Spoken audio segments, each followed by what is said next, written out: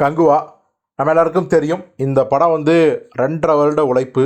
Surya, Siruthai Siva, cameraman வெற்றி, படத்தில் நடித்த நடிகர்கள், ஒட்டுமொத்த டெக்னீஷியன்ஸ்லாம் வந்து பார்த்தீங்கன்னா காடு மலைன்னு பார்க்காம அவ்வளவு கஷ்டப்பட்டு வேலை செஞ்சாங்க. ஆனால் ஒரு படத்தின் திரைக்கதை சரியில்லை என்றால் அந்த படம் எவ்வளவு கஷ்டப்பட்டிருந்தாலும், எவ்வளவு கோடி செலவு பண்ணியிருந்தாலும், எத்தனை வருடம் எத்தனை வருடம் உழைத்திருந்தாலும் அதை மக்கள் நிராகரிச்சிருவாங்க அப்படிங்கிறத புரிய வச்சிருக்கு. ஒரு பக்கம் நெகட்டிவாக ரிவ்யூ பரப்பினவங்க, ட்ரோல் பண்ணி படத்தை காலி பண்ணவங்க, இதெல்லாம் ஒரு பக்கம் இருந்தாலும் படமாகவும் எங்களுக்கு வந்து ரொம்ப ஓகே படம் தான்.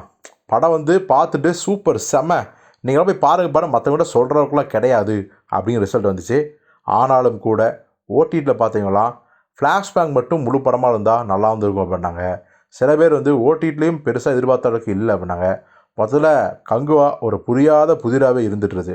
சரி, இதெல்லாம் ஒரு பக்கம் விமர்சனமாக இருந்தாலும் படத்தோட பட்ஜெட்டுக்கும் இந்த நஷ்டத்துக்கும் என்ன சம்பந்தம், என்ன தான் விவரக்கணக்குனா கிட்டத்தட்ட 140 கோடிக்கு மேலே கங்குவா படத்தின் மூலம் தயாரிப்பாளர் ஸ்டுடியோகிரின் ஞானவேல்ராஜாவுக்கு வந்து ஏற்பட்டிருக்காம். அவ்வளவு நஷ்டம்.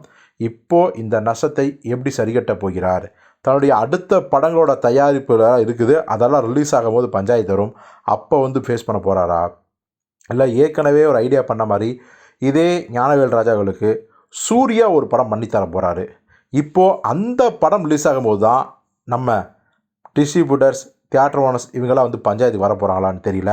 ஸோ கங்குவா வந்து பார்த்திங்கன்னா ஒரு மிகப்பெரிய தோல்வி படமாக இந்த டீகேட்டில் வந்து சூர்யாவுக்கு அமைஞ்சிருச்சு. இன்னும் சொல்லப்போனால் சூர்யானாவே தோல்வி படம்னா அஞ்சான் படத்தை தான் சொல்லுவாங்க. ஏன்னா அஞ்சான் தான் மிகப்பெரிய தோல்வி அப்படிம்பாங்க. ஆனால் அஞ்சானை விட கங்குவா தான் ஒரு பெரிய அதிர்ச்சிகரமான தோல்வி அப்படிங்கிறது தெரிய வந்திருக்கு. ஸோ இந்த கடன் பிரச்சனையிலேருந்து, இந்த தோல்வியிலேருந்து சூர்யா மீண்டு வந்துடுவார்.